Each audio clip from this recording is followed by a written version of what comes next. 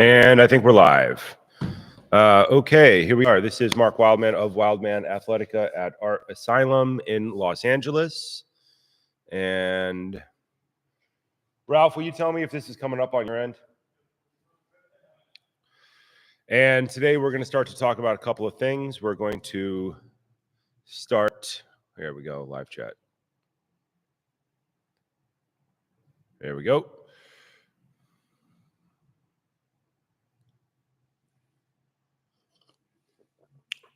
We're going to start talking about the website first. The website has been down. We are working on it. There's a whole new website coming into being in the next couple of months-ish. Is this on live and is it on public?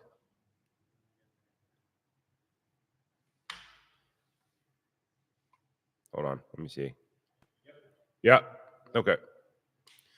All right, so it's actually working. This website.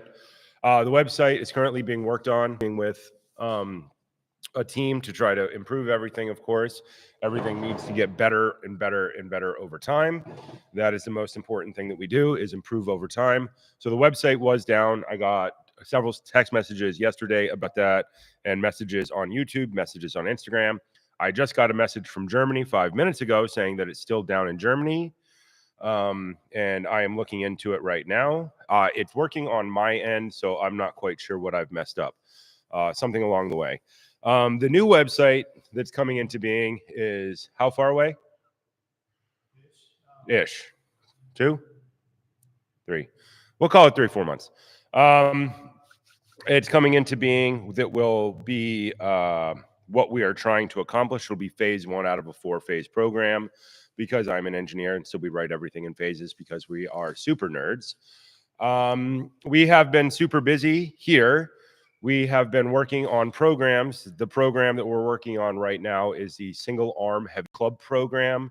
The single arm heavy club program, I've told everybody how to do all these things. So anybody who watches this channel could probably write every program that I've ever made, because I tell everybody how to do everything, because I think that the passing on of information is what's most important. But we did reshoot some follow along videos, a lot of them. It took 4 days to do. It was very hard on me to do several thousand reps with a 20-pound club each day, 4 days in a row.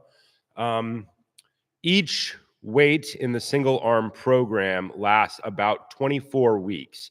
It's about 6.5 weeks. We call it 7 weeks times 4 phases. So let's call it 28 weeks. We assume over the course of 6 weeks that people will miss 1 training session. We're thinking 6 to 7 weeks per phase, 4 phases. And we would like people to run the program with a minimum of 3 weights. And it just started pouring down rain here at the asylum, which would be an 18-month program, but it's really designed around the 8X weight system, because the goal is to get people, gentlemen, say from 15 to 30, and that is 7 weights. So it is really what I've been saying for a long time, a 3.5-year program that drops in twice a week, but can add on top of any other type of training. Single arm club training can sit on top of any other club training, on top of any other type of training. It could sit on top of bodybuilding super easily. It just ends up replacing a lot of your arm day on accident. And at that point, you can just keep running it up through like 20 weights. It could be a 6-year program to get up to single arm 45 or single arm 50. That gets more and more realistic over time with the addition of the 8X weights, because we can go up in those 2.5 pound increments or 1.25 pound increments. But let's assume that for everybody, it's a 3.5-year program. If you really want to push it, of course, it can go longer than that. But because it moves this way and it focuses on building those single arm control patterns, it can sit on top of any program. Bodybuilding, it'll sit on top of CrossFit incredibly well, because CrossFit really doesn't have anything like it. So you can drop that into any type of CrossFit training. All fighters should do a single arm heavy club program. It doesn't matter what type of fighting you do. It will accidentally make you punch harder, because it changes the way your structure, your breathing, and your movement work. So if you wanted to be a power puncher, it would be the easiest way to become better at power punching in the least amount of time. Endurance and athleticism is that combination of structure, breathing, and movement. So anything that works on that works well. We're going to talk about this in some YouTube videos coming up because we're going to do a big whiteboard thing about it. But it's very portable. It can go in the back of your car. It's what I would always teach actors or stunt performers if they needed something to go on top of all their other training. So when you were dealing with, say, actors or stunt performers, and you're putting in an hour into some type of training a day and then several hours into stunt coordination, stunt learning, wire work, all those other things. Single arm club training is the easiest thing to tell everybody because nobody's done it. So everybody benefits from it. Even the absolute best people can benefit from it because it's just not something that they've done. You could do it with an NBA player. I just like stunt performers because they're fun to work with because they do a lot of really cool things like aerial wire work. A lot of people in the film industry end up with back injuries because of the core load and the shock load inside of doing things like wire work for movies. And so by training single arm club, their core accidentally gets substantially stronger because it's all about hand to ipsilateral load, hand all the way down through the core, through the hip with movement, and then contralateral load, inside and outside circles. And then that allows them to become much more stable because pulls are not straight in the film world. Think about it like getting hit at 30 miles per hour. You're going from standing to 30 miles per hour laterally that way from a pick point in your hip. Core strength is savagely important to that. We have another program that we're working on right now as well around that idea. Once again, this is a stunt core idea. What were we calling this? We're calling this actual action hero core training. And it's going to be, it's ridiculous. I was talking to a stunt guy that I was training with when we were training at California Superbike School and about writing a core program that can sit on top of any other program, sit on top of stunt training, sit on top of fight training, and be able to be done in a small confined space like a trailer. When people work on film sets, they have a trailer where they wait and they do costume and everything like that. And for stunt guys, they're really small trailers. Actors tend to get bigger trailers. The bigger the actor, the bigger the trailer. But stunt guys tend to get this little sliver of a room, which you think about the size of a yoga mat with a couch on one side. So we were working on that idea. And this is something that I had worked with this stunt performer years ago, back in 2017. And we had written this program. And he said, hey, did you ever record that program and dust it off and record it? And I said, no, but we really should. It's a really good program. So the whole thing is it's core training focused on three basic things. Aerial ab control, which is basically V-ups, Pilates-based movements. Plank-based movements, which move into quadruped, into crawling, which is a fundamental human action for core stability. And then get-ups, because you get knocked down and you have to get up. Every fight scene in a movie is a get-up. In real martial arts, getting knocked down means you have to get up as quickly and as efficiently as possible. So side effect is it does make you look really good. So this is a core program which lasts a year, 5 days a week, 50 weeks a year is the short version of it. But I think I could make it 5 years long, and no workout across that time frame will be the same. It's extraordinarily nerdy. And it would have been really hard to edit a couple years ago, but now I'm using a different editing software, which will allow me to actually do this the way that I've always wanted to do it. The reason we didn't do it before is because I didn't have an understanding of how to actually make it happen. But it will be doable now, and I hope to have that out within a month. I hope to have it out, a version of it out, probably even before Single Arm Club is finished editing. Single Arm Club is a bigger, more complex edit. I'll be working on the actual Action Hero core training program today and setting up my base structure of editing. Everything we do is engineering, so we treat everything as an engineering problem. So our goal is to make it as good as possible in the least amount of time. It's going to be It's going to be a cool program. I started doing it again 2 days ago. I'm already annoyed. Think of it as the kicker block at the end of training. So you have all the training you have to do. You have your kettlebells and your clubs. It could be barbell. It could be powerlifting. It could be your core lifts, right? Kettlebell plus club is good. Barbell plus club is good. Barbell plus single arm club is great. Kettlebell sport plus club is good. You'll notice club is always an answer that's always in there because it's the thing that's not covered by anything else. And then at the end of that, we throw what we call a kicker. A kicker is something that you cannot possibly be prepared for because you don't know it's there. So most people get 90% of the core that they will ever need because the most important thing is standing up from kettlebells and clubs, swinging weights with one hand and all the directions that you can do with kettlebells and clubs. But then you throw a kicker on top of that at the end, which is something that you cannot prepare for, which is just straight core load. But we never do anything useless because I'm old and I can't do anything useless anymore. I'm just too old to do useless things. So it is all useful movement patterns, breakdowns of things that we find useful. And if we find more useful things, we put them in there.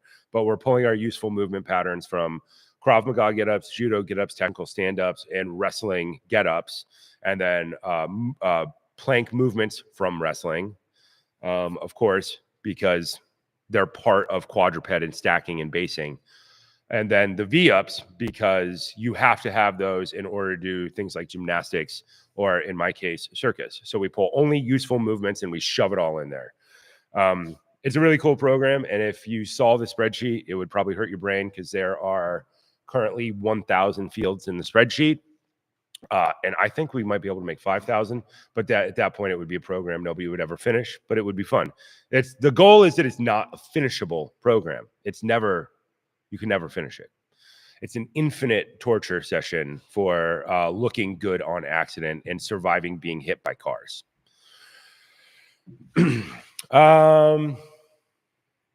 Upcoming seminars, we have London coming up in the end of next month, April 26th, 27th. That is staff and heavy club. We have eliminated the mace because traveling.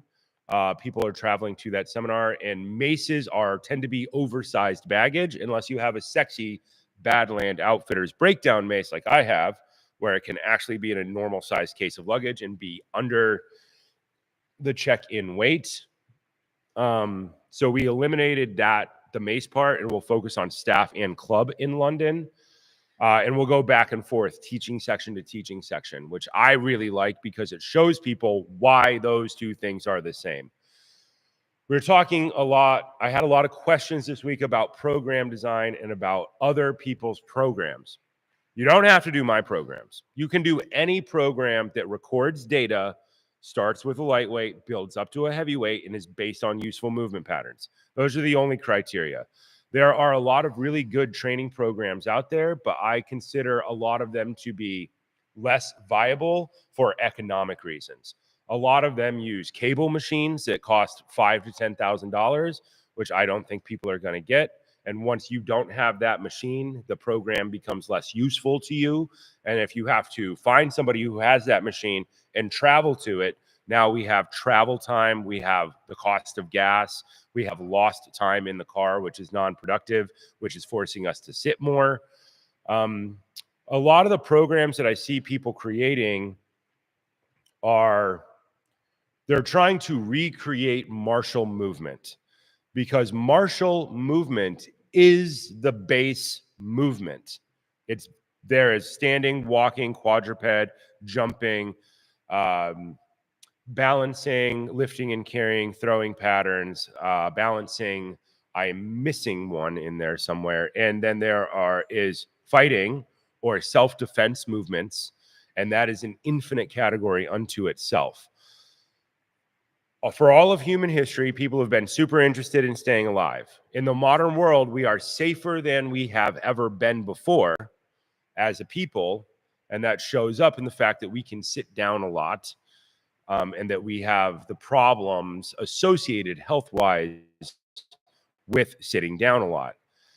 The base movement is movement. So you have your walking, your running, your jumping, and then swinging weights, throwing patterns, which are really the use of weapons for offense and or defense, your brain is designed to do something, and it's designed to do martial movement patterns. Let's call it that way. Your brain is designed as a supercomputer to observe, orient, decide, and act. We talk about this in staff seminars. It's the entire staff seminar. We don't do anything in a cultural context. We're not teaching Japanese staff, Chinese staff, Italian staff from the 14th century, Scottish long pole, which I do enjoy watching Fan Dabby Dozy work with their Scottish drills all the time. We're going for the base movement patterns, the things below all those things, where you do a throwing pattern in conjunction with walking, in conjunction with turning. And there's an infinite number of movement inside of that. I'm seeing a lot of people bring programs to my attention, and when I look at them, I say they're recreating exactly what you do in staff anyway. The difference is staffs are cheap. So there are a lot of good movement programs out there. You don't have to do mine, but I like to teach mine in a very specific way because I would like to be taught the way that I always wish somebody had taught me, free of cultural context, focused on the outcome goal. I would like training to be engineering. I would like it to be object oriented. I would like it to cost the least amount of money, take up the least amount of time, have the most benefit, and then it should allow me to do the most basic human things. Your most basic human things, walking, running, jumping, all those other things, and self-defense, not getting hit in the face, and then all the movement patterns associated with it. So when people send me these things, I say, that's very cool. This costs a lot of money. This costs a lot of money. This costs a lot of money. But why don't you just get a stick and do attack defend drills and then do multiple person attack defend drills and then combine it with kettlebells and clubs, because the overall outcome is the same. The difference is through engineering, we are rediscovering the exact same thing that people have done for all of human history.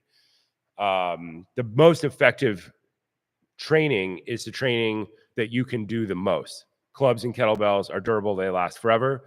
All the movement patterns directly translate, and the stepping patterns that you use with them are exactly the stepping patterns that eventually you will use in self-defense drills. The most important thing, the most important sport is staying alive. It's always been the most important sport in all of human history. And so we should focus our training on that. The staff seminar, I like to talk about staff because it is that base thing. It's the missing piece. So people go to the gym and they might do barbell. Some people will do kettlebell. They do CrossFit. A missing piece for them is always club training, always. Because the club training is not in the gym and it's not in CrossFit. They don't do it in boxing. They do a version of it in some Japanese martial arts because they're still holding on to the old way of training. It's called Chi-Shi training. You'll see Goju-Ryu guys do it. It's a big stick shoved into a pot and they fill it with concrete and they get these giant concrete clubs. And what do? They do inside circles, outside circles, shield casts. They do almost the exact same things we recommend. They're just doing them in a cultural, contextual way. What was I talking about? Staff seminar. We need to, the missing piece is clubs. And then after you get to that, the beyond that missing piece, the missing piece is attack defend drills with weapons. Martial arts are taught backwards. Martial arts tend to be taught empty hand, two weapons. Completely backwards, totally wrong. And I will die on that hill if anybody asks me about it. The best way to defend yourself is to use weapons. It has been for all of human history. Let's do a medieval contextual concept. An invading army comes in and they're all wearing armor with swords. Boxing is great, but boxing is not going to help anybody in that situation. What helps is picking up something super heavy and crushing a guy inside their armor. And that is movement patterns, that is the use of weapons, that is attack defend drills. I think that you should do weapons first and then back down to empty hand. There is no situation that you would be in that's self-defense where you wouldn't want to use a weapon to defend yourself, as far as I can tell. At no point if somebody's really trying to hurt you, should you try to do Queensberry rules or follow MMA rules. You should try to not get hurt. The most important thing you can do is not get hurt. If somebody tries to hurt you, try to hurt them back so that they stop hurting you. It's a very simple idea. Then it's not often taught this way. So I think that people should do staff seminars. It doesn't have to be mine, could be anybody's, because staff is a long weapon. The movement patterns are two-handed. They go on in every direction. And you get the most time to think because you're the furthest away from an opponent. So the speed at which your brain works can adapt. Over time, weapons should get shorter and shorter and shorter. And we will be doing that in the upcoming July staff seminar here in Los Angeles, where people who've already been through 3 staff seminars will be repeating the seminar with machetes. July 20 and 21. They'll be repeating it with machetes. And we tend to use real machetes that we grind the edge off of because psychologically it is different than training with just a plastic sword. We also will train with plastic swords because it's less damage on things. But at some point, people have to learn to go machete against machete, machete against staff, machete against baseball bat. And facing a real machete or holding a real machete changes the way your brain works. Because I saw this, I learned this once again working with martial artists and actors in the movie industry. People can do their plastic swords all day and they look super cool. And the second they step on set and they have to have the hero sword, which is actually made out of metal, their brain panics. They can't remember what the hell they're doing. And then it gets more dangerous, not less dangerous, because there's an adaptation going up, but there's less adaptation to going down. So at some point you have to train with something like a real metal weapon. If you're HEMA guys, you're training with real metal weapons. The difference is we're taking away all the protective equipment. And then once you do that, then it's easy for your brain to go down. It's easy to go down to sticks. Everything below machete gets quieter. That's a classic theory for how the brain works. Do build up to something that's much more dangerous. You see military guys, they do this all the time. It's exposure training. And then everything else in the world becomes an easier problem to solve. All right, let's start to talk with some questions and we can come back to some of these other ideas over time. Dave Kawatra. Gear question. Okay, love a gear question. What do you wear all winter to keep warm and exercise? He's in Halifax, Canada, lined up with Portland, ME. Is that Portland, Maine? Halifax? Yeah, that's the east side. I went to the gym to kettlebell and stay active throughout the winter and am back outside now. Okay. So I would wear smart wool or what's the really hardcore version of smart wool that comes in 300 gram? I tend to wear smart wool because it's available and it's really good quality. The tights, smart wool tights are very good quality. They're better than any other of the merino wool tights. And I tend to wear that when I go outside to train. You get one layer over, maybe a jacket over, but halfway through, you're probably going to lose a layer or something. But a smart wool layer is what I do 100%. And not to wear gloves, but if it's really cold, like if it's below, say, 10 degrees Fahrenheit in Canada, that would be, -7 or something like that on the Celsius system. Then I would wear a pair of Mechanics Covert 3s, I think is what my favorite Mechanics glove is. A Mechanics glove is not an insulated glove the way that I wear them, but they are a barrier layer that fits your hands really well, and they strap up nice and tight around the wrist. I tend not to wear them, but I tend not to be in places that cold anymore. When I was during lockdown, during COVID, I was out in Colorado in the mountains, and it was, 25 degrees Fahrenheit. The key thing that I did was bring my kettlebells inside at night and put them by the fireplace so that when I got up in the morning, they weren't 20 degrees to the touch. They were already closer to my body temperature. So then I would just pick them up, but I never put them down in that context. In the context of training in the winter, I went to pure endurance weightlifting, and I went through I was going through the 20 to the 28K and alternating it every day and doing a minute left, a minute right, and adding complexity over time, and doing, say, 30 minutes first thing in the morning, and then doing something like mace or club. Because it was so cold, kettlebells are heavier. You breathe a little bit harder because of the weight. You warm up much faster. So in a cold environment, I go to pure don't put the weight down, because when you put the weight down, it loses heat. If you're holding on to the weight with one hand and you just transition to the other side, you can keep the handles warm, which is very good if it's really, really cold. Where you're at sounds very, very cold. So I wouldn't put them down. And I would wear smart wool. I would definitely wear smart wool socks. The PhD snowboard medium is my favorite sock of all time. I'll talk about socks forever, because when you're really in harsh environments or you work outside for long periods of time in the desert, in the mountains, anything like that, socks are everything.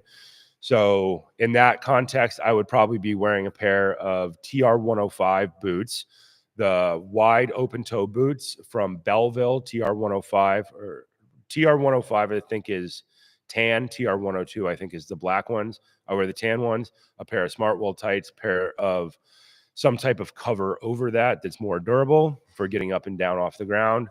Smart wool shirt, vest, and smart wool beanie is probably how I would rock that. Gear questions are always good questions, because gear is kind of everything. I'm obsessed with socks and footwear, because I've spent so much of my life outside. So I will talk about socks all day. The hollow alpaca socks are absolutely incredible. I bought 6 pair last year. And if you're going to be in a really cold environment, those combined with the TR105 is an absolutely amazing combination for being outside and training. You can run in extremely cold weather in that, as long as it's not super wet. If it's wet, then you have to put on a pair of Rocky Gore-Tex socks under the TR105s, because Belleville still hasn't made a TR105 with a waterproof liner in it. I really wish they would, because then it would become one of the greatest boots ever.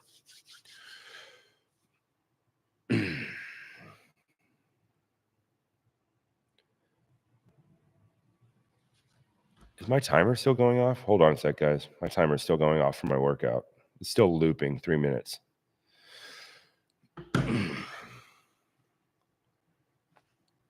Any plans on releasing a new mobility program? That is a question from Rkan, RKAN 2K, Rkan 2K. I don't have any plans on a mobility program right now. Right now, the mobility stuff that I'm working on is the Indian Club, because I'm putting a lot of the mobility stuff inside of other programs. Currently, we're doing loaded mobility in the BJJ programs that I'm working with Will Safford of Order in Progress with. We have a standing. Section 1 of that program is standing club, just to build people's fundamentals. Section 2 is based on shin box. There will be a hunter squat.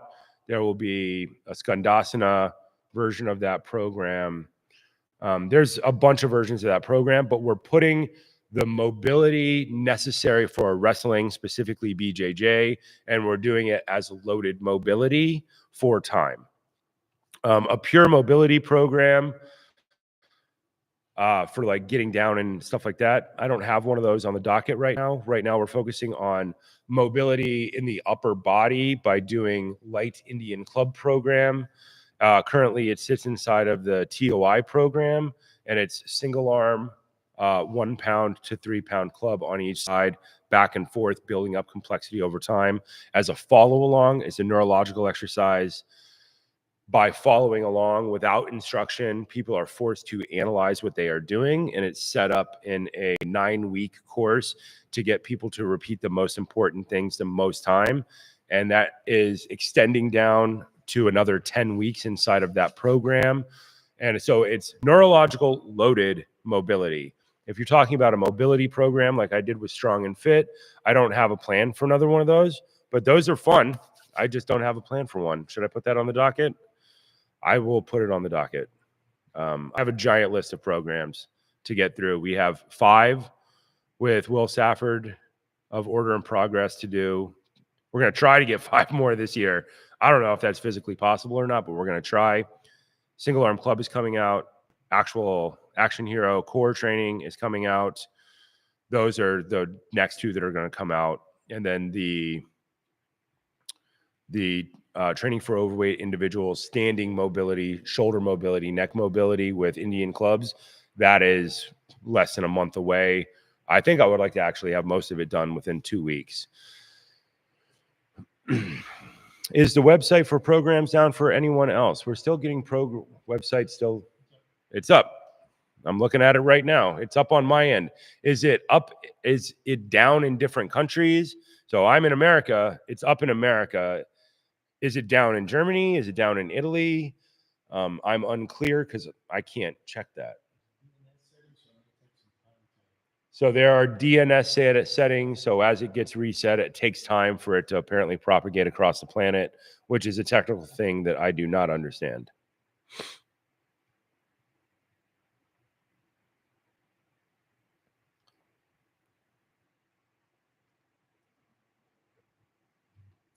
Paul Brown says he can't access his accounts. He just fixed it. Okay, Paul Brown, it's just been fixed. We're looking at it right now. Check your email, Paul Brown.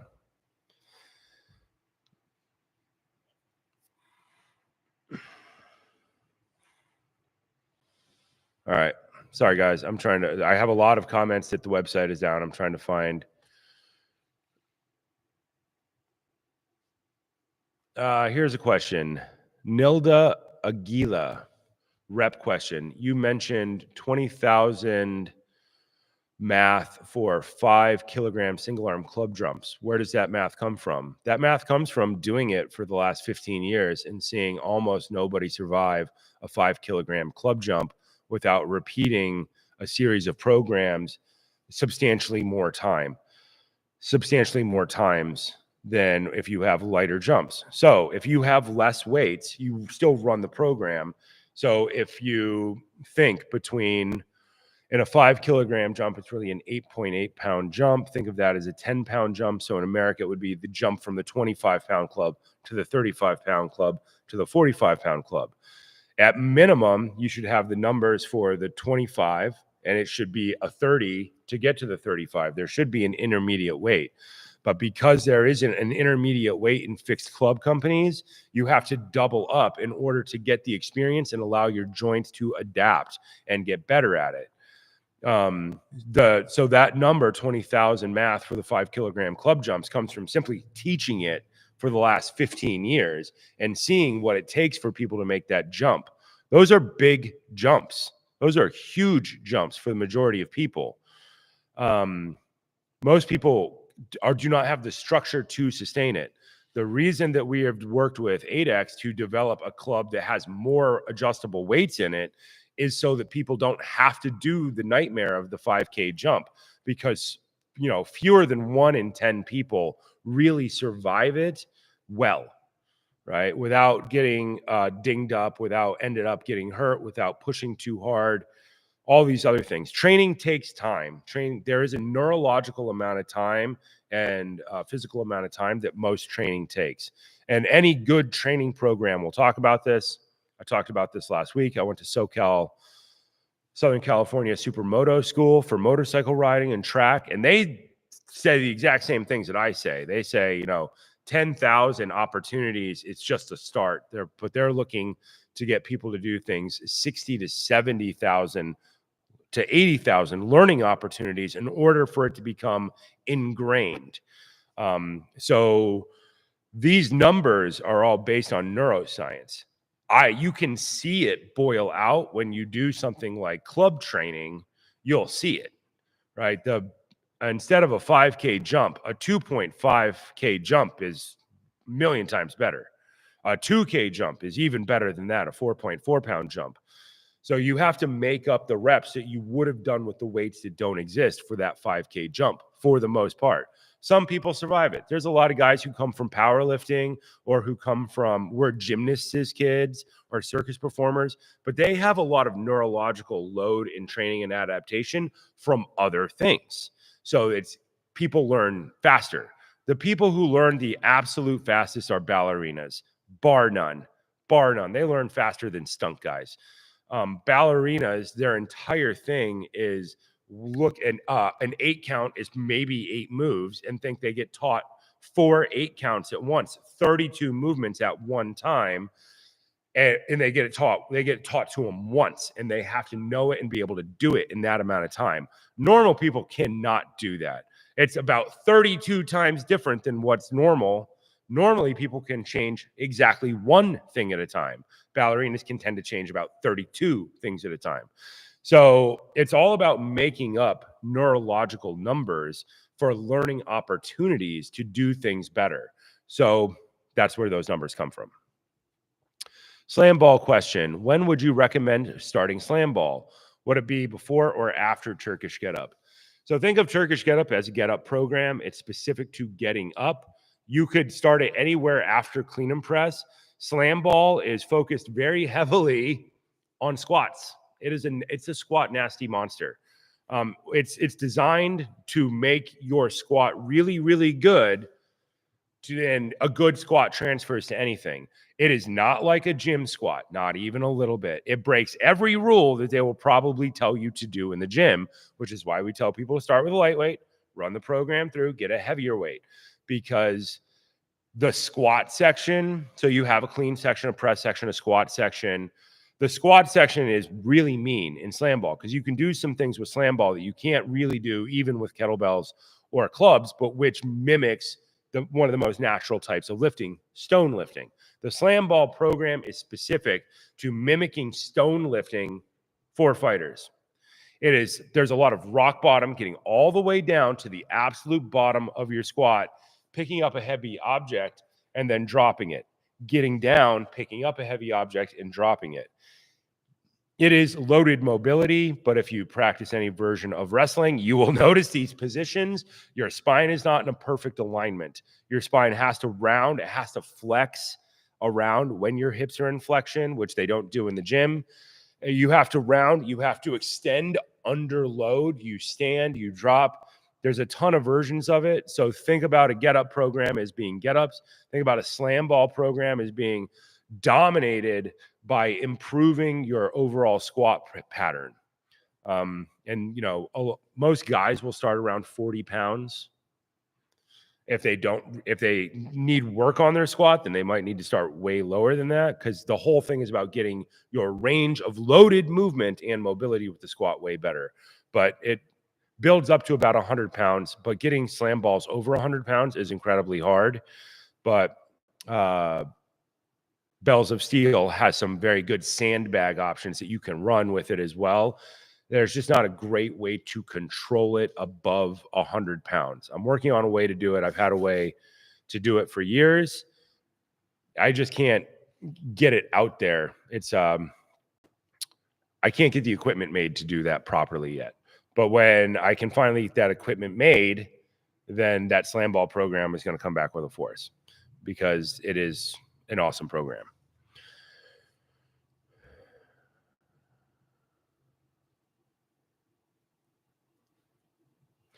Shinbox program question. He has 7 levels of the Basis of Strength program. If he were just to get the new Shinbox program from Seek Progress, would they pair well? Absolutely. Or would there be too much overlap? There's almost no overlap between Basis of Strength and the BJJ programs. Basis of Strength is all based on the standing position and your basic movements. It's designed to go up in weight. The Shinbox is not. The Shinbox program is putting everything into the Shinbox position.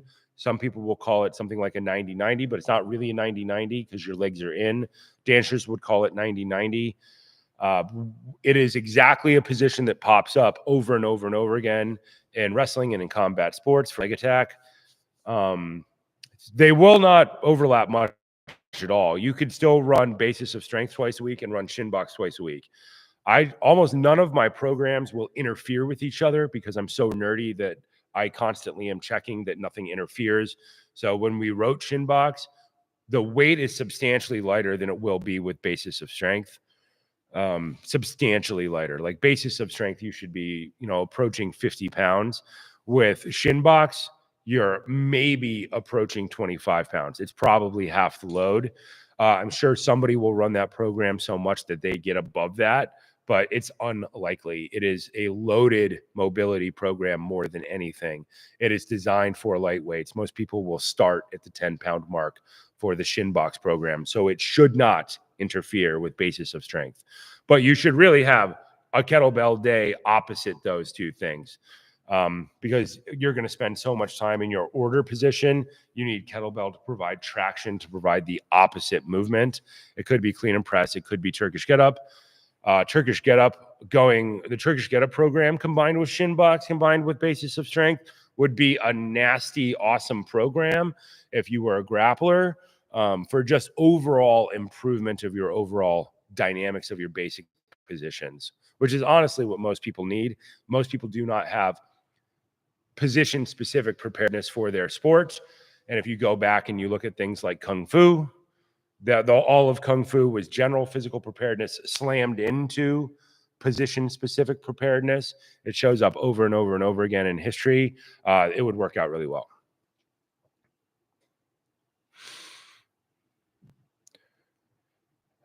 Actual action hero core training, would it mash well with Bodyweight 101 and Krav 1? Absolutely.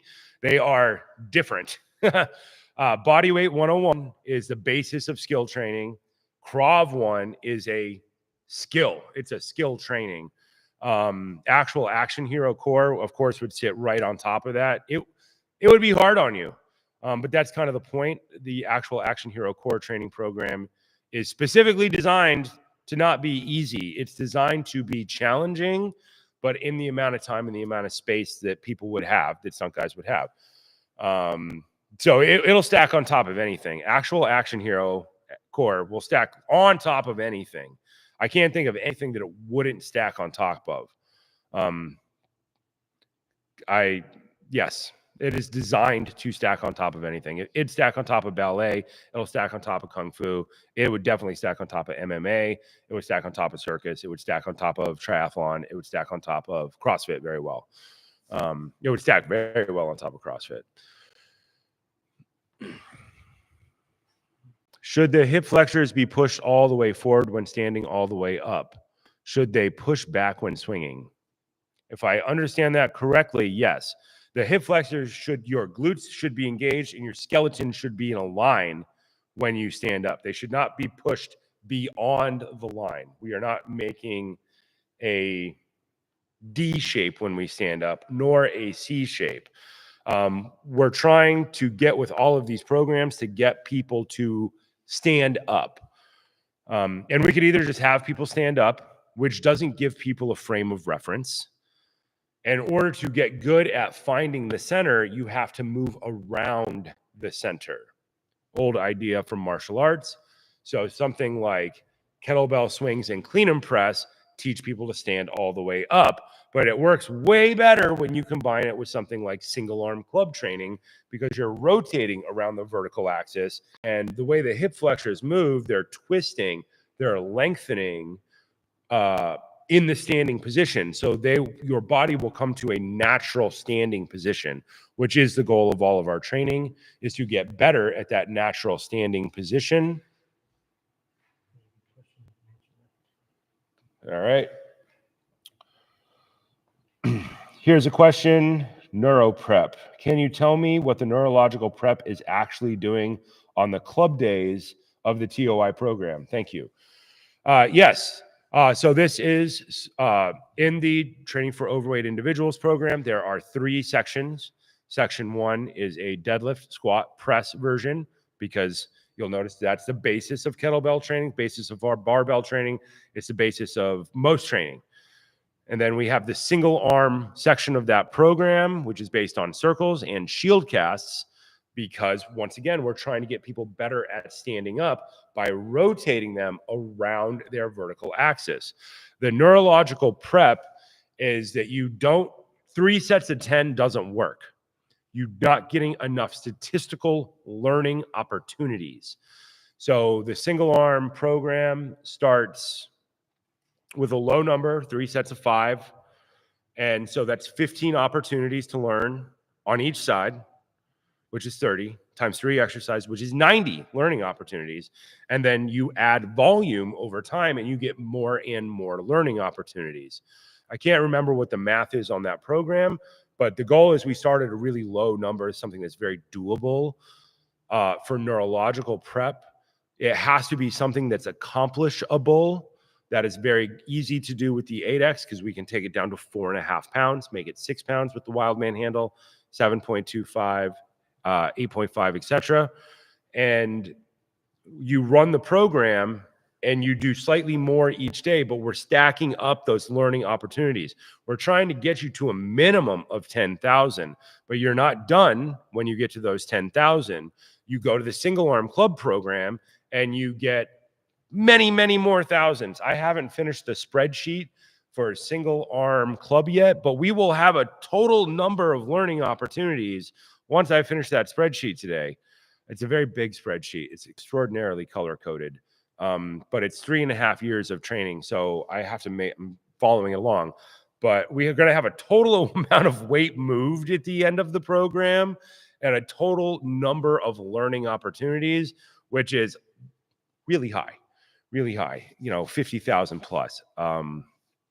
So you have to have neurological opportunity to learn to be good at things. You see this with ballerinas, you see it with martial artists, you see it. You don't learn something in 6 weeks. Nobody learns MMA in 6 weeks. You can for a fight in 6 weeks, which means you push really hard for 6 weeks. But the learning takes years. BJJ guys, 10 years. Ballerinas, 10 years. Neurological opportunity. So we're starting the neurological opportunity in the TOI program to start getting people in the right path, to get people doing the right thing so that they cannot forget what they learn when they learn it.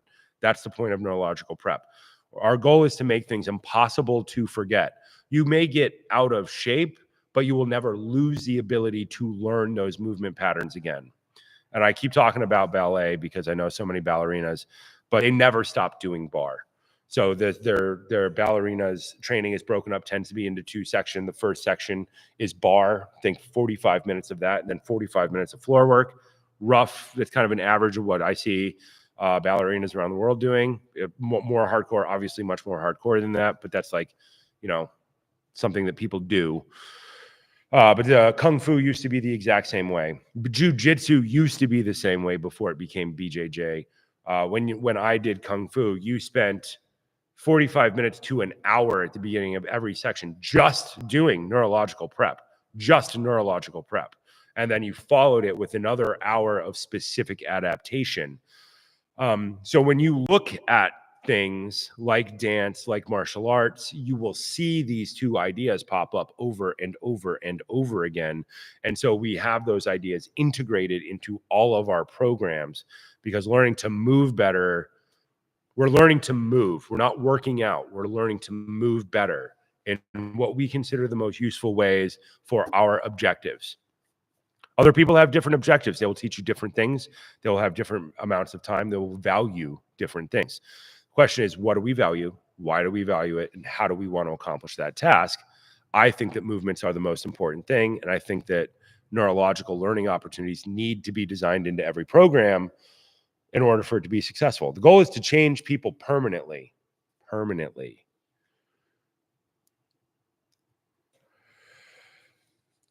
Can you nerd out on what makes the deadlift movement pattern so essential in life? Yes. If you're a farmer, you will recognize every version of the deadlift or the rock bottom squat as something that you did your entire childhood. Deadlifting and rotating to throw is something I don't know how many times I did that. When you build, you tend to do rock bottom squat pickups. If you were to build with stone, you have to pick up the stone and get it to where it needs to go. And that is an adaptation. In farming, we picked up a lot of bales of hay. I lived on a horse farm. We baled hay. and not like 50 bales. You went out and you baled 1,000 bales of hay, 1,400 bales of hay. You picked them up off the ground, which is a deadlift or a clean, and you threw them to the top of a moving trailer that was pulled behind a tractor. And then you ran to the next bale. You picked it up and you threw. And when the tractor turned around, you went to the other side of the trailer so that you could throw the other way, right? So you were picking up and you're throwing and they're stacking, you know, on top of the trailer, which is already 3.5 feet high. On top of that, you're stacking up maybe 6 bales high. 5 is low. 4 is like, what are you guys doing? You're not even trying. 6 high. And then you take that and you stand on top of that and then you throw it into a barn where somebody physically catches it and then stacks it and deadlift, stack, deadlift, rotate, stack, deadlift, rotate, stack. And if you took 1,400 bales off of the field, you stacked 1,400 bales. And it was climbing, it was all these things. Deadlifting is so essential. It's just in the modern world, we don't have to do it much. But the second the power goes off, deadlifting is incredibly important. But deadlifting while rotating is even more important. So there are a lot of guys who deadlift massive amounts of weight. I love it. I really like single arm barbell deadlifting. It's pretty rare for people to do that now because they don't really do it in things like CrossFit anymore. But CrossFit kind of brought barbelling back from the brink because it's so technical and it needs specialized equipment. So the only people who knew Olympic lifting before CrossFit were collegiate athletes and professional athletes. Nobody else did it because you literally not allowed to do something like that in a normal gym. But deadlifting and then rotating, deadlifting to throw bales of hay, you know, you're looking at 70 to 90 pounds. You know, if it's wet hay, if the farmer's kind of a dick and he set the baler to be a really long bale, like a 6 foot long bale, then they get heavy. They get up to like 120 pounds. But you have to pick up that 120 pounds, you know, a couple of thousand times and throw it. So deadlifting is incredibly important. It's just not, people don't do it in the modern world because our culture has made it so successful. We have machines which do so much of our stuff. Boy, we're getting a glare off of that mirror in the back of the wall now. Can't get rid of that right now. Sorry, guys. So deadlifting is something you should work on. There's a reason kettlebell swings change the way people work in such a short period of time, or clean and press, because it's a deadlifting movement with a rotation. You can start with a lightweight and you can do it for long periods of time. There's a reason I loved kettlebells the second I found them, because I was going to the gym and I was a trainer and I did martial arts and I was never felt strong like I did when I worked on a farm. And when I got my first kettlebell, I went, oh my God, it's back to farm boy strength. Like it's back to doing what your body actually wants to do and needs to do. You get massively stronger. If you do martial arts, you start to punch super hard and kick super hard on accident, and you get much harder to deal with because your body's just so much more integrated. So deadlifting is incredibly important. You should do some version of deadlifting twice a week for the rest of your life. You should never get rid of it. It never goes away. I was doing it today. I'm running a double kettlebell program, which is just designed to be as chaotic as possible. But I'm running how many month? I think it's an 18-month kettlebell program that I'm working on the design on. That's only possible because we created these kettlebells with bells of steel, the Wildman adjustable bells. So I'm running a giant program to see if it would work. I think it would work for everybody, but I'm not quite sure. So I'm looking for the parts where I'm not understanding why it's wrong. But what are you doing the whole time? It's deadlifting, cleaning, double cleaning, alternating cleaning, inside circle clean press with 2 kettlebells. It's a very interesting idea, but it is super advanced. But we'll get to that one. And I think we're going to try and film that one in 6 months.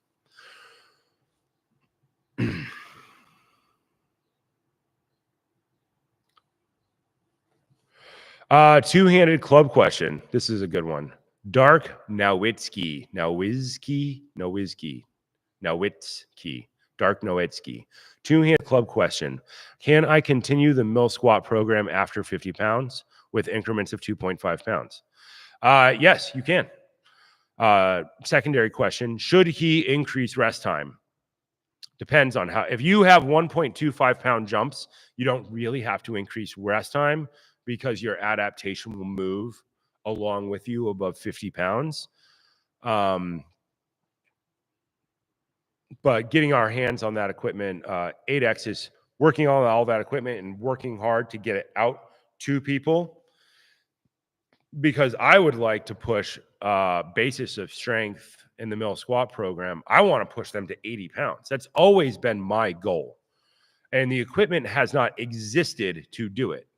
So for years, it was 15, 20, 25, 35, 45. And that was it. That was it. When 8X came along, we got, 12, 11.25, 12.5. We got all these 1.25 pound increments up to 50, which means anybody can get to 50, right? Anybody can get to 50. And now we're trying to get more of the equipment out, which pushes us to 80. What is the Mastodon kit? The Mastodon kit, which is going to allow us to push to 80. There's no reason we all can't do 80 pounds other than the equipment isn't there for us to do it. It should take about 8 years for people to start it at 15 and get all the way up to the 80 on the same type of rest time.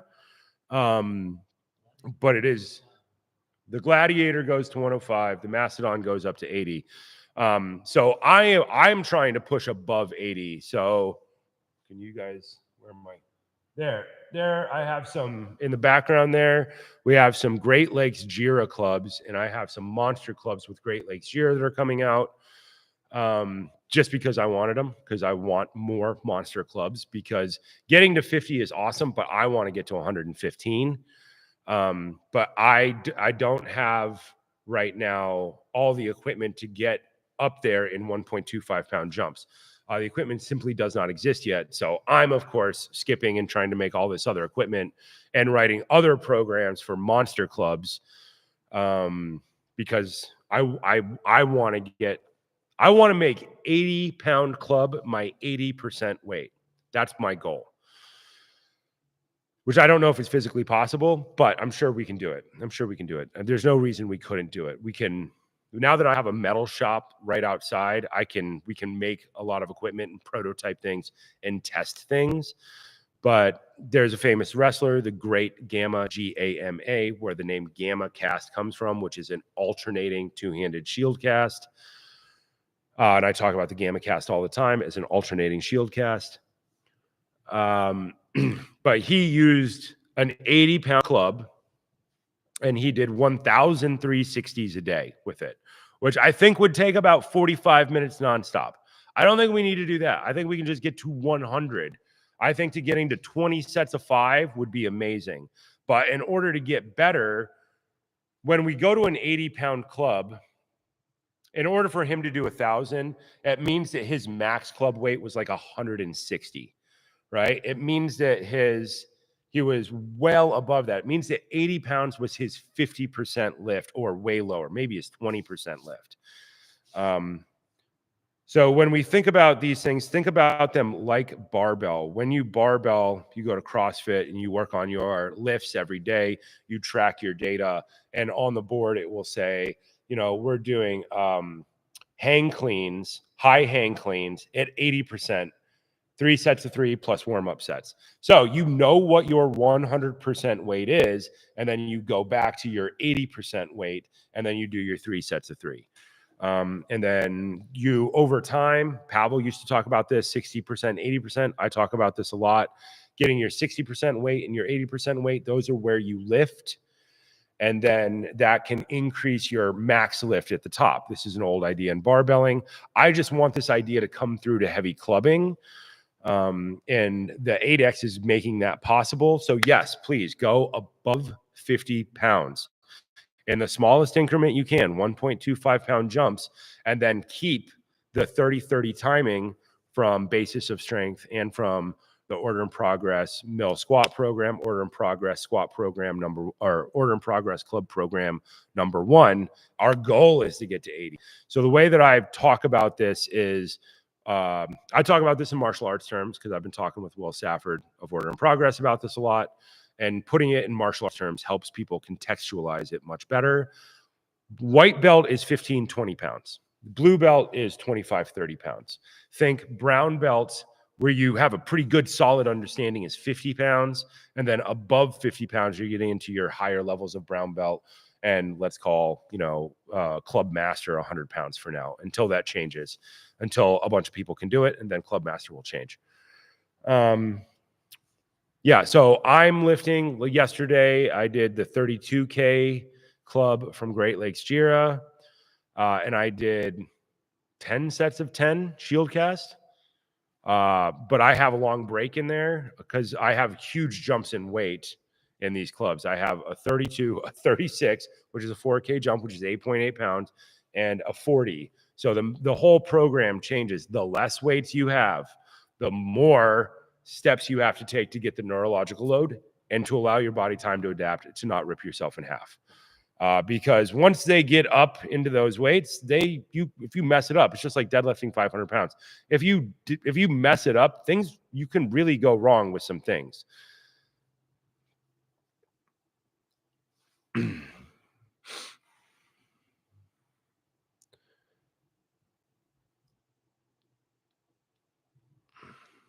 I just lost my spot in the questions, guys. Sorry. When things pop up, sometimes things shift on the screen here. In Australia, the website seems to be working okay.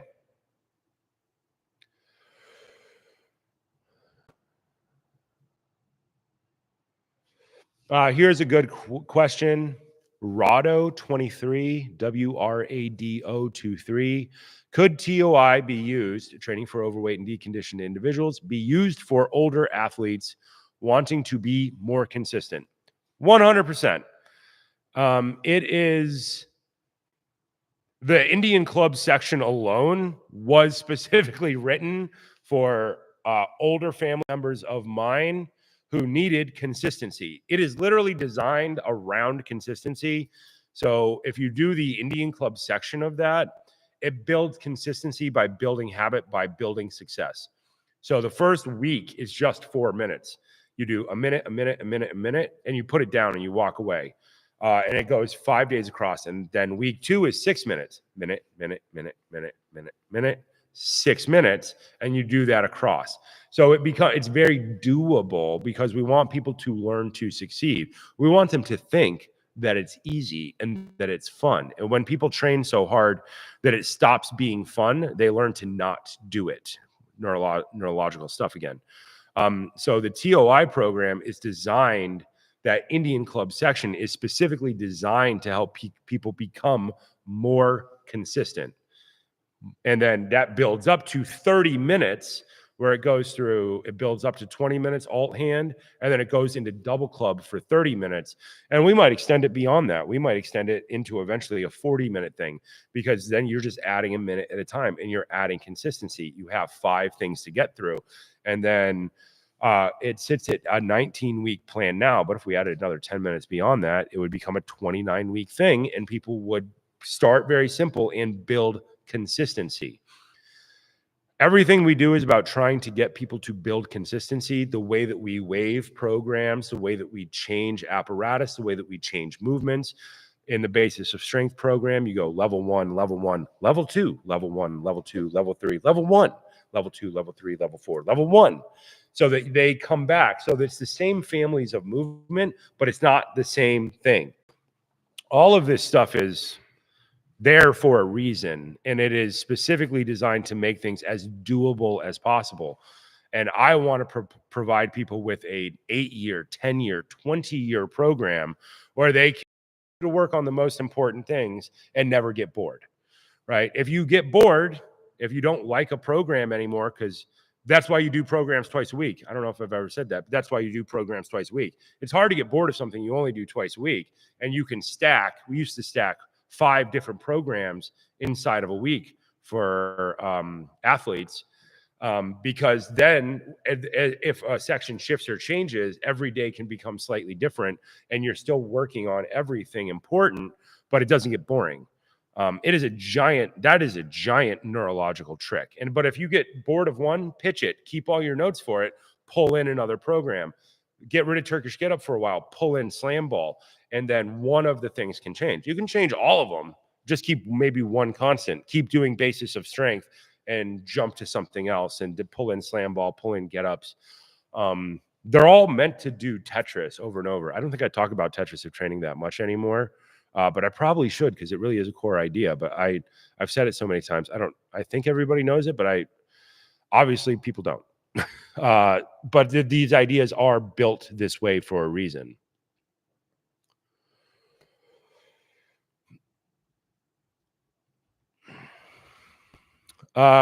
Jesse Johns question: when doing the basis of strength program, what's the quickest way to progress in weight safely? He wanted to do, instead of doing each level with each weight 6 times, do it 2 times through. Each weight with each level is a specific recommendation based on what clubs you have. If you have smaller jumps in weight, you do each level less time. That is laid out in the PDF. I don't remember what page, but if you have the 6 times through was for 5-pound jumps, right? And then it went down to, I think, 4 times through for 2.5-pound jumps and maybe 3 times through for 1.25-pound jumps. I'll have to look at my notes on that again, but it's all laid out mathematically. The smaller the jumps you have, the less time you have to spend on each thing. Otherwise you're just adding years and years to the program unnecessarily. The 6 times is based on 15 years of teaching. So this is based on the math. So when you track your data in your club program, you have 4 rounds. You write down your reps for each time. You get a total number of reps at the bottom. Usually above 6 workouts with a weight, the percent change starts to approach 0. It was an engineering equation. But if I tell people when your percent change approaches 0, well, most people just aren't going to do that because most people aren't going to understand that concept or want to do the math. It's not hard math. You add up all the numbers, you get a number, you divide them by each other, you get a percent change. When the percent change is 0, then you move on. So the recommendation of 6 times through a level with a weight was the approach 0 that I saw over the course of 15 years of training. That was where it originally came from. It was experimentally determined, which is how science is done. I don't know if people know this, but they used to just brute force guess a lot of stuff. That was what grad students did for a long time at the early part of the 1900s. They would measure something here, and then before we had digital computers, people used to brute force guess numbers and see what came out and then adjust their guesses over time. That's old like slide rule math. But you would just brute force guess until you experimentally determined where a graph would go. Say if you were thinking about a pressure temperature graph in conjunction to fluid state. You measured a couple of things and you got data points, and then you would kind of guess the math in the middle, and then you would fill in the data over time. That's how a lot of stuff has been done. So the 6 times through was experimentally determined. It's as you approach 0% change with a weight. But that rule breaks down above 50 pounds, just so you guys know. Your odds of changing much above 50 pounds goes way down, so the math changes entirely.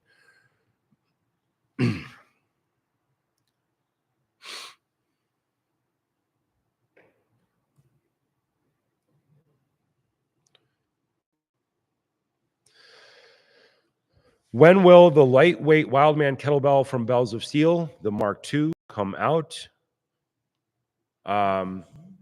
Soon, very soon. I mean, I have one here. I have 5 more showing up. They should be pouring into the Bells of Steel warehouse any day now. I'll ask Kayvon about that and see where we're at on that. But they should be coming in. The goal is to get a lot of those. I think that that's probably the most useful kettlebell for the majority of the population. I think about 200 million people need that kettlebell. So we're trying very hard to get that out and to keep it consistently available.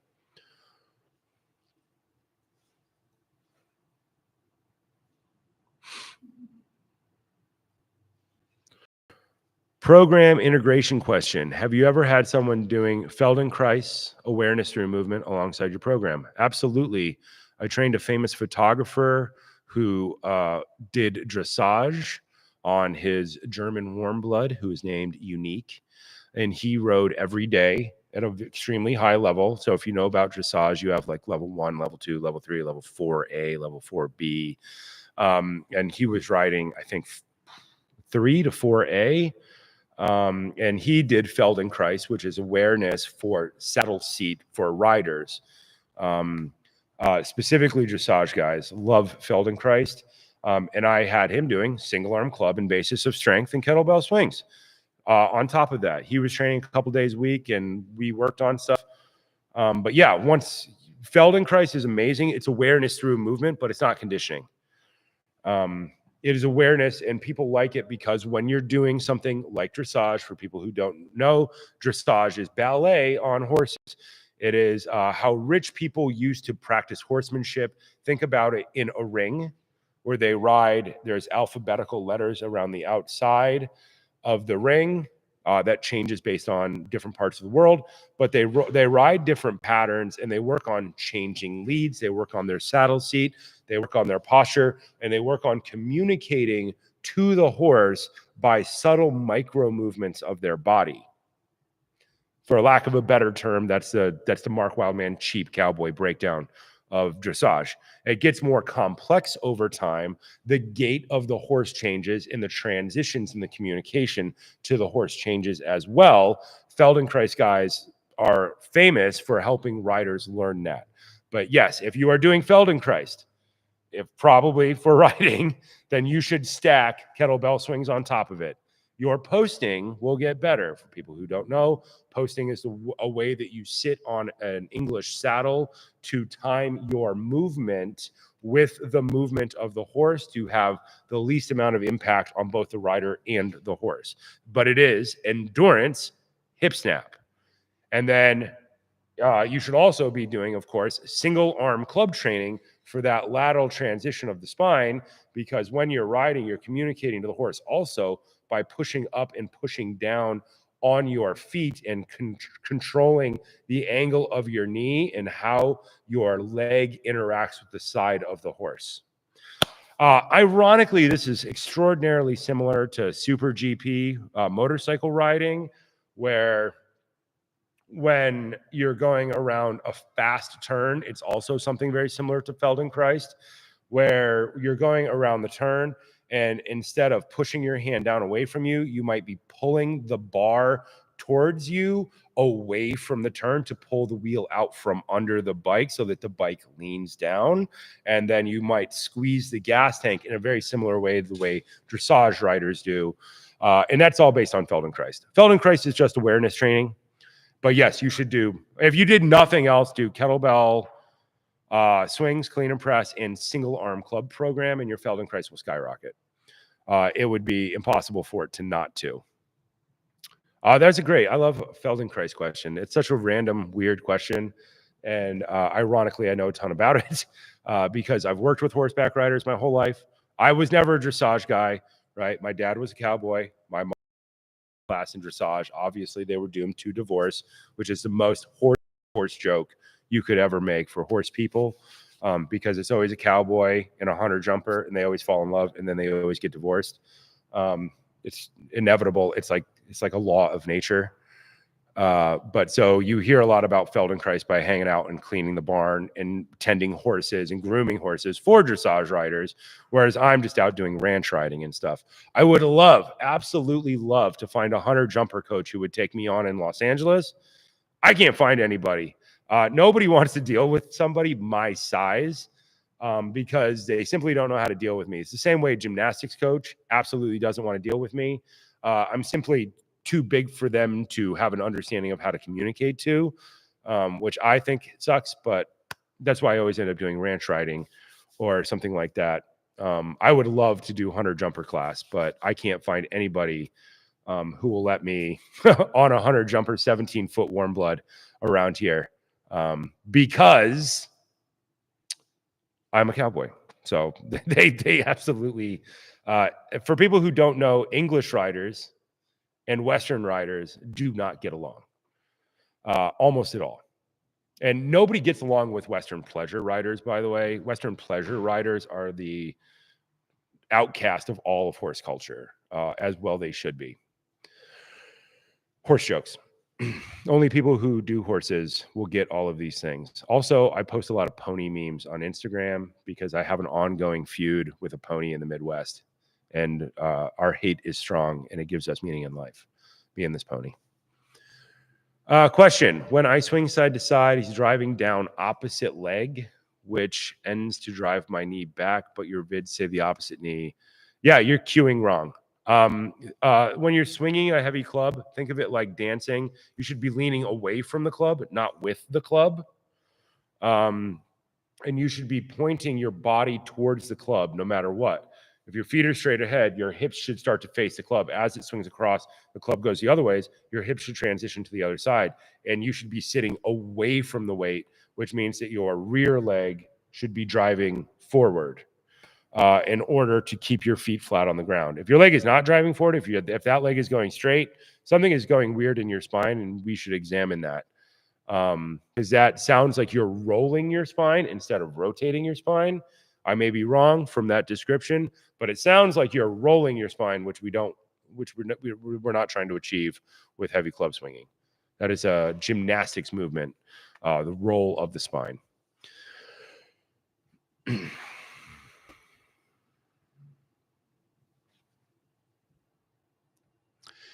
Heavy club question. This is a good question. Jason Heath. Is it recommended to proceed to a particular weight with a two-handed club before beginning single arm club? Two answers. If you're coaching yourself, if you're self-coaching, you're working out alone, you don't have a coach, go through 3 weights before you go to single arm. It'll save you a ton of trouble. It will reduce your chance of injury substantially because it will set your movement rotation by having enough neurological load for you to easily transfer to single arm club. So self-coaching, probably do 3 weights and then go to single arm. If you're coaching with me, I start people right away on both, but I'm there to watch and coach every little thing along the way. So there is a difference between self-coaching. Our programs are designed specifically around self-coaching. That's where the recommended number of weights, recommended number of times through a program comes through, because we're trying to get people enough neurological load that they will inevitably draw the correct conclusion. And then if you're training with me, like if I work with an actor for a movie or something, I start them on single arm club on like day 2 or 3. Day 1 is always swings, clean and press, always, right? Because now I know what I'm dealing with. I can see immediately, can they stand up? How strong are they? All the basic stuff. I use all the exercises as movement screens. And then I tend to go swings, clean and press. And then I tend to go single arm club. And then I tend to go back to 2-hand club because I want more time spent on single arm club. So I want more coaching on it. So I do it first.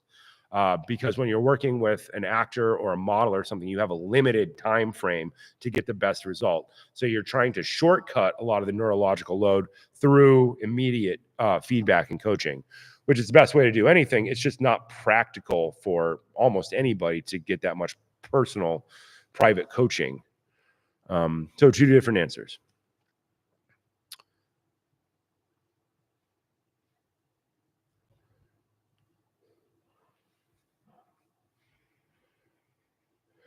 The Bioneer off-brand Devin says that the Bioneer has a video about learning to dive roll.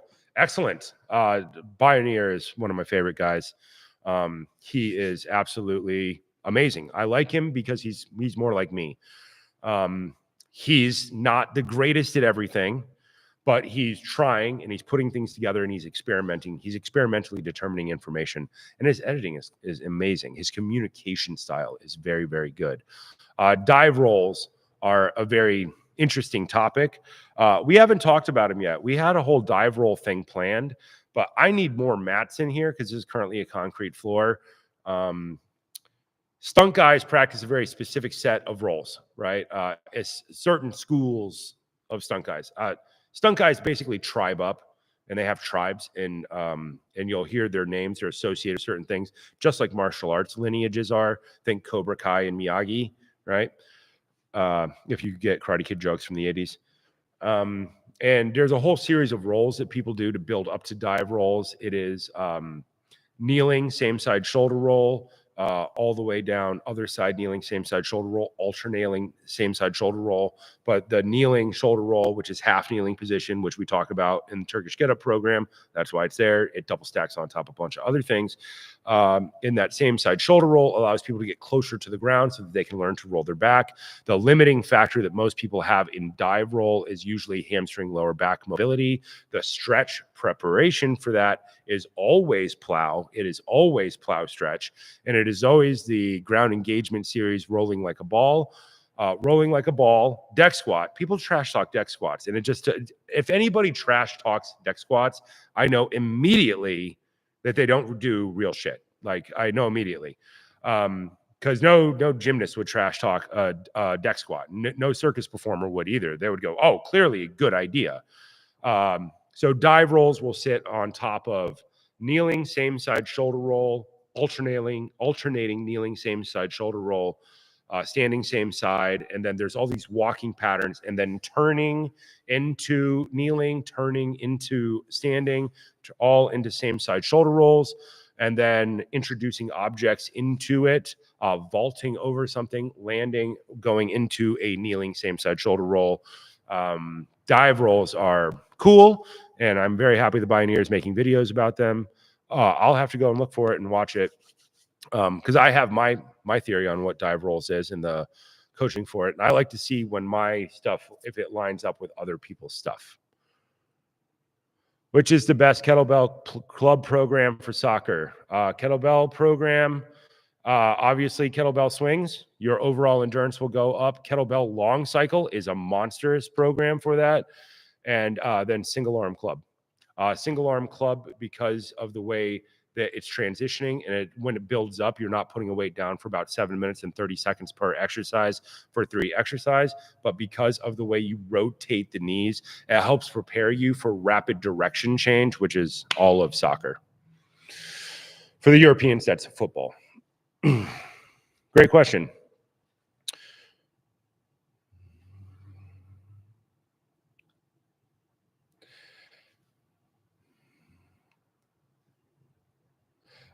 Here's a question from Dalton Emery.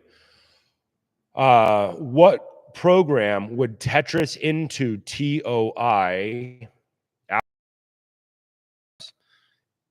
Intro to kettlebell training, ITK. ITK was specifically designed to sit into TOI, and then that leads you to kettlebell swing. TOI has a bunch of sections to it. It has the 3 sections: the kettlebell section, the heavy club section, the Indian club section. The ITK will drop directly into that. I've been talking about turning that into an actual integrated program.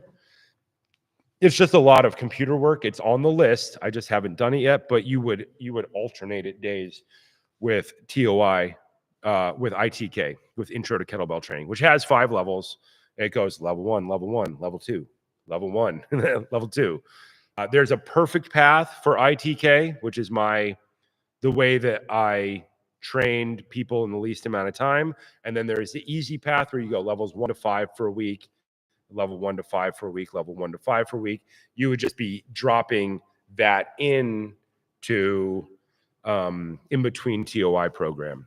So it would be TOI, ITK level 1, TOI, ITK level 2, TOI next week. It would start with ITK 3, TOI, ITK 4, 3. Yep, just bumped my mic. And then TOI. I lost my place there when I bumped my mic. Sorry, guys. Don't forget the super chats. I don't know what super chats are. Did I just answer super chats? I don't know.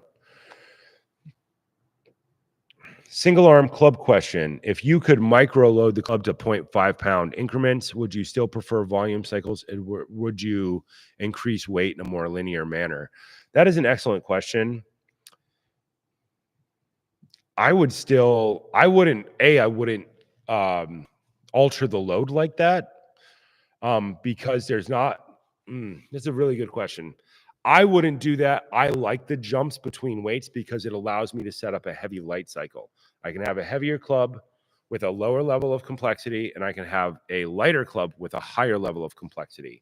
If you could make 0.25 pound jumps, that's just getting some spacers at Home Depot, like Simpson Strong Tie Hurricane spacers, and just putting them on the club. Uh, they're kind of sharp. You need to file them down. You could do that. I haven't done that. I've never done that because I always like my heavy light cycles. I will think about it and come back with an answer on that at some other point.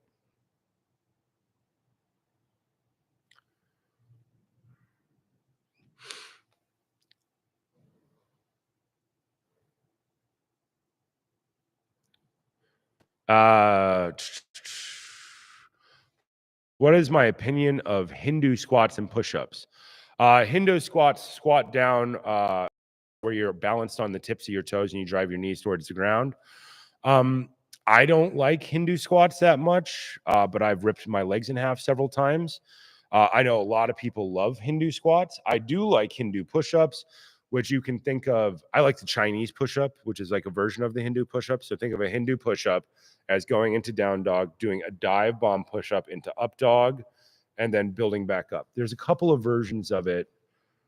I'm not quite remembering what the correct Hindu push-up is. Is it dive, roll, push back to down dog? Because we always did breakdowns. We took every one of those positions and turned them into their own skill. So you would do dive, push up, return back up. You would do down dog, drop a knee, turn it into bear squat, do a bear squat, extend the legs, do the dive push up, which we called diving dolphin. And then you would go dive through, roll down, back up, which I think is a Hindu push-up. I like Hindu push-ups. They're excellent exercise. Also, push-ups sometimes then go onto the elevated bar, which is like 2 inches off the ground, which changes the way their hands interact with the ground. I like it. I mean, I'm not a huge fan of Hindu squats, but I'm also not a fan of neck bridges. But I was never, that hardcore, I guess, to do neck bridges. I just never thought they were useful. I thought they were a bad idea.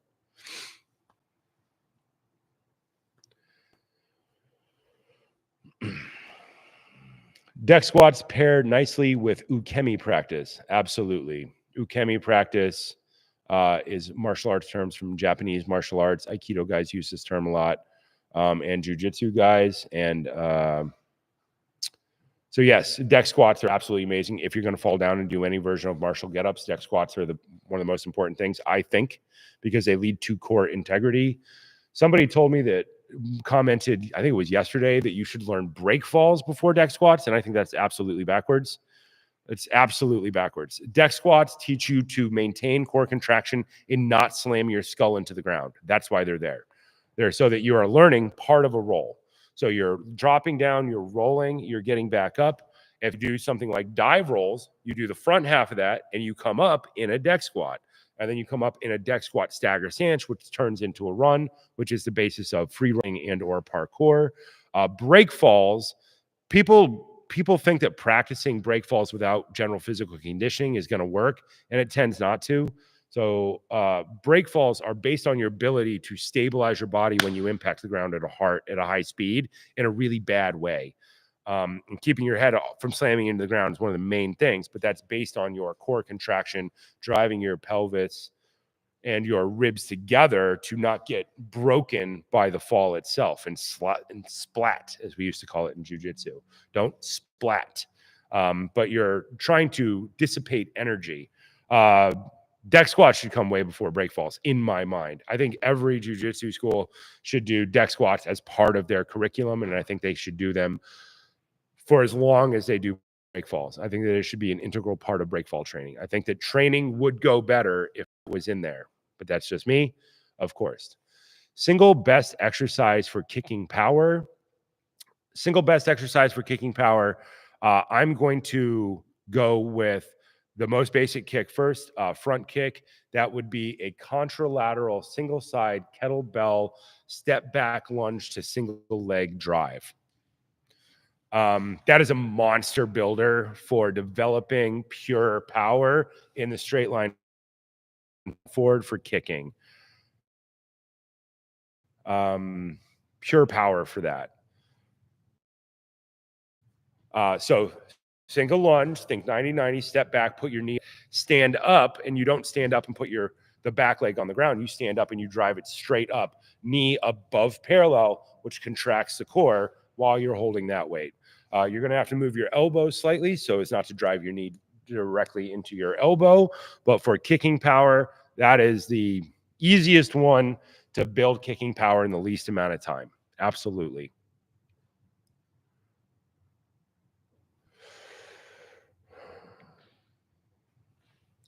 Son of Nehemiah.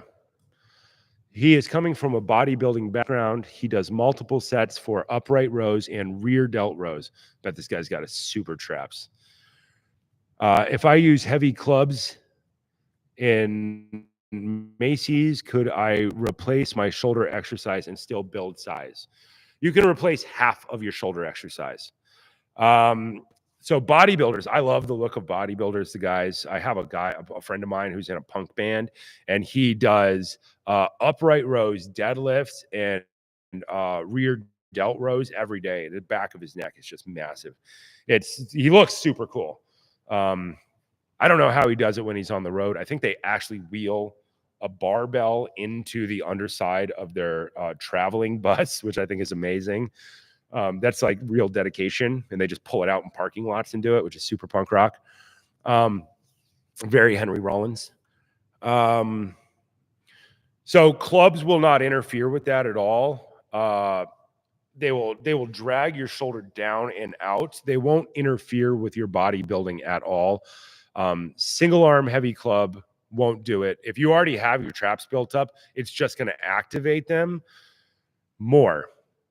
But you're not going to end up with a bunch of shoulder cap from doing heavy clubs unless you do single arm heavy club with stops.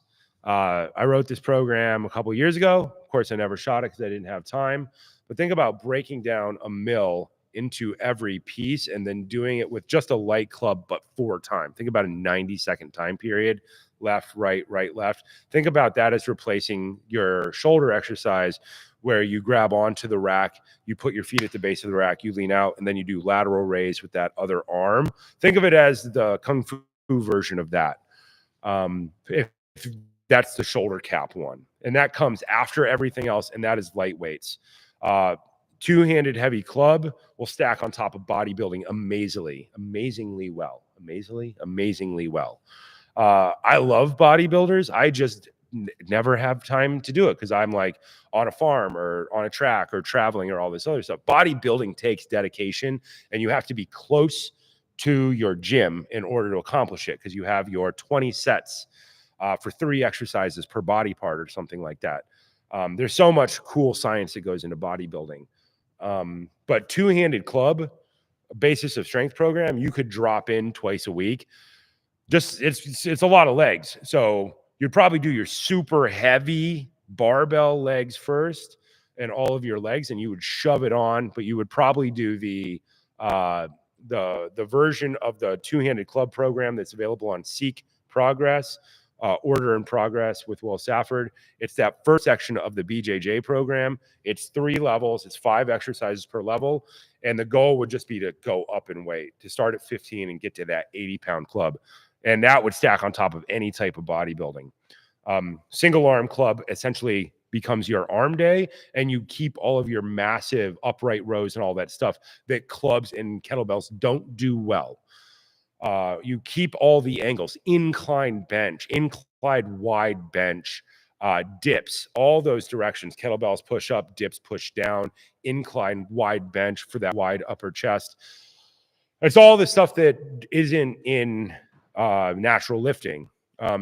So you can do two-hand club, single arm club, and then you can replace your dumbbell delt raises with a single arm club. An 8X makes that really good because you can set a timer for 90 seconds.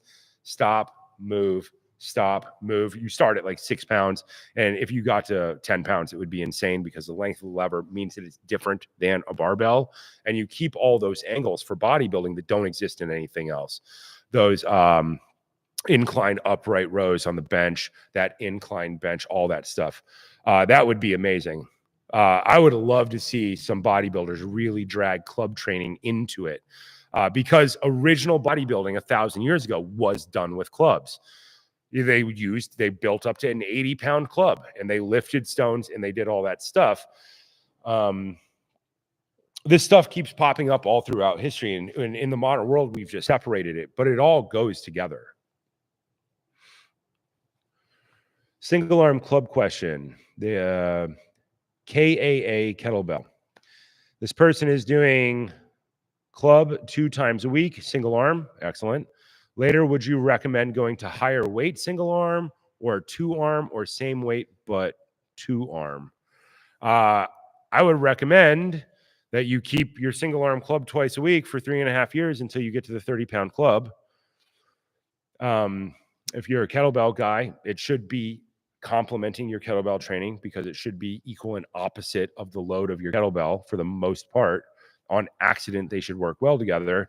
At some point, just pick up 2-handed club training, run it for a while, right? 2-handed club training is a different energy system than single arm club. Single arm club is don't put down, but change hands, but your core is never out of load. Your legs are never out of load. Like competition kettlebell training is, if you're doing single arm long cycle, your legs and your core never done. It's just one side of your body is resting when you're doing long cycle. Two-handed club, if you're a competition guy, I wouldn't probably run 2-handed club too much during a competition prep phase. It might be too compete-y with your specific kettlebell training, but that's a high level question. But I would say stick with single arm club and rack it up to 30 pounds eventually. What is my preferred adjustable club? Currently, it's the 8X. It is by far the best system I've seen that is the most durable. And it's the hardest to hurt. I have a bunch. I don't know if you guys can see them all back there. And I've taken to spray painting them. A bunch of different colors for different days. They show up better on camera. But the adjustability of the 8X allows you to get that 1.25 pound jump, which is, I don't know if there's anybody else who has anything like it. I've seen some other knockoffs of the 8X, which make me nervous because of the way that they connect. The thing with the 8X, it's a long thread. In order for it to come apart, you'd have to run out of thread or unscrew the whole thing. It's extremely solid, which is good. So I think the best adjustable club out there currently is by far the 8X. You can't even get the old school clubs that I used to have. The Armax clubs aren't even available. They're not even being made anymore, which is a true tragedy because those are the supercar of clubs. But they never made all the weights. No matter how much I asked, they never made the weights. So 8X solves the problems that nobody else wanted to solve, which allows clubbing to become accessible to way, way, way more people. Everybody should be able to club. The equipment needs to support everybody at every level. 8X can go from your 70-year-old mother and it can go to 80 pounds. That's key. It's a piece of equipment that doesn't stop giving. You're not going to run out of things to do with it. If you have run out of things to do with it, you either haven't done the program or you have no imagination. So by far, the 8X is currently the best out there. By far, currently.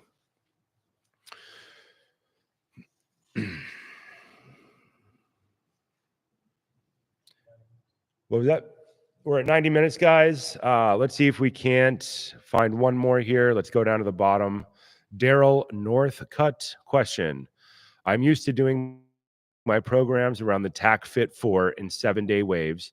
Is the science around this still sound, or should I increase my working load to something more along your Tetris style? Daryl, excellent question. So for those of you who don't know, the TAC Fit 4 in 7-day waves were a training concept laid out in the TACFit system of training, which I had problems with. I used to be a TACFit instructor. They did not like me, appreciate my style of coaching and or learning. I'm no longer associated with them. They are good guys, but I don't like the 4 and 7 day wave, because the 4-day wave assumes that you have the ability to train all the days of the week. So 4-day wave went low, no, medium, high, or no, low, medium, high. There were 2 or 3 versions of it for different adaptations. But that meant that your week wasn't a week. It meant that it was 4 days. So when you stack 2 of them up, it was 8 days. So things never ended up on the same day, which is awful for people who want to take a day off on Sunday. And that's the main problem that I had with the wave, is that it doesn't account for the normal work week at all, which to me was an issue. Because all the people I've ever worked with, they want to work Monday to Friday, and Saturday they want to go fishing. Sunday they go to church, they go ride their horses, they want to do something else. So my Tetris method is a bunch of independent programs that run entirely differently than TACFit, because each one of my things is an objective that runs on its own math. And there was some really good stuff in TACFit. It didn't meet my needs or the needs of my clients. And I thought that they had an extreme lack of heavy weightlifting in their program. But the guys were putting it in. They just weren't talking about it. So they were doing barbell deadlifts and then doing their TACFit, but it wasn't in any of the TACFit programs. I don't know if they ever came out with a TACFit barbell program. I stopped paying attention years ago. But like, they were doing that, but not telling anybody else to do it. And they had the TACFit 28 was a 28-day rolling system of Metcons, and there was just no farm boy heavy lifting in it. It was a very good design, but it was I didn't think it was the best engineered answer to the equation that I had. So I went about solving problems another way. I trained with RKC. I trained with all these guys, and all these guys dislike each other, right? TACFit and CrossFit hated each other. Kettlebells and everybody hated each other. Club swinging and kettlebells hated each other. I mean, they would not be in the same room. They were violently opposed to one another. And I thought that was very not positive. I thought that all these things can clearly go together, and how you integrate them is important. But saying that one thing is better than another is absolutely a ridiculous statement, because what is the best solution to your problem now with what you have now? It's an engineered outcome. It's not you only are a clubber, which is what TACFit guys were. You just lifted clubs. But they refused to make clubs above 45 pounds, which was insanely shocking to me. They never made a 30. They never made a 40. They just refused to do it, even though it was clearly needed. They never did it. They never made a 12.5, a 17.5. I asked a million times. I asked every club company that I could find to do that. I asked On It. I asked everybody. Nobody wanted to solve the problem that was amazingly clear that it existed. Kettlebells are not superior to clubs. They are equally as good, and they should be run equal and opposite of one another. Clubs is all arms, and it goes this way. Kettlebells is pure power, and it goes this way. Clearly, from an engineering perspective, these two things are meant to go together. Clearly, the deficit in one is made up by the other. Metcon is something in CrossFit. I love CrossFit. If CrossFit just added back in clubs, it would be the greatest thing. And then changed half of their barbell out for kettlebell. Done. Problem solved. On accident, it would become the greatest thing ever. If they just added Mace 360s twice a week into their CrossFit programming, it would be amazing.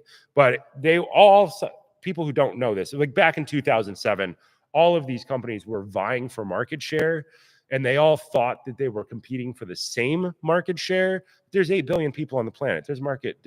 Just tell everybody the truth and try to help everybody and give people a real solution for each thing, I think is the most important thing that can be done. So The TACFit 4-day wave, the no, low, medium, high, just doesn't fit inside of Monday to Friday. So the Tetris of training is designed. You have heavy swings, light clean and press. The next day you have basis of strength, and they alternate with each other. And my whole method came from working with athletes who have a schedule. You cannot force an A-list actor on a 9-month movie into a 4-day wave.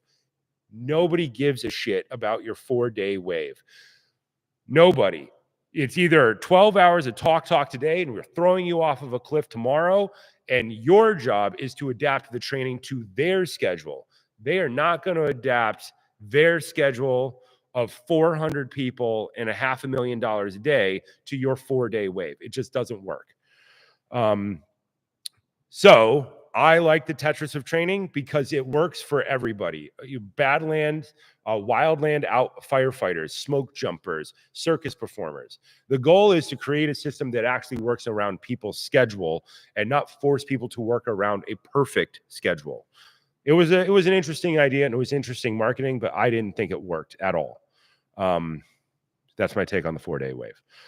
Summer Huntington still uses it to great effect, but she does a modified. She does like a 3-4. Summer Huntington, I think, is the greatest successor to that line of coaches.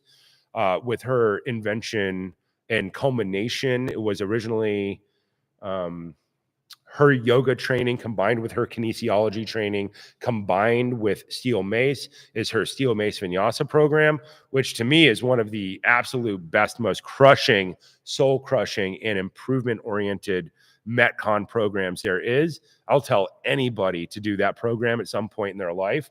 The short version of it's 2 years long, of course. She's like me. She trains like me. Like, things are long.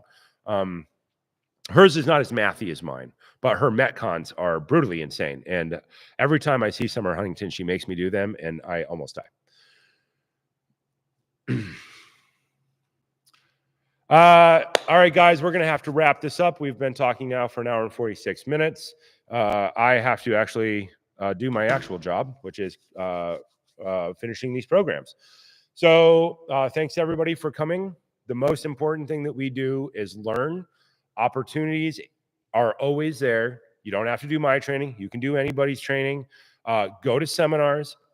Get somebody's concentrated take on some subject and learn more in a small period of time. Take that knowledge back to your life. Do something positive with it. You're never done learning, absolutely ever. You're never done training, absolutely ever.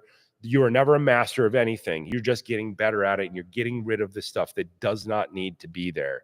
That's the most important thing. The goal of working out is to do things you want to do.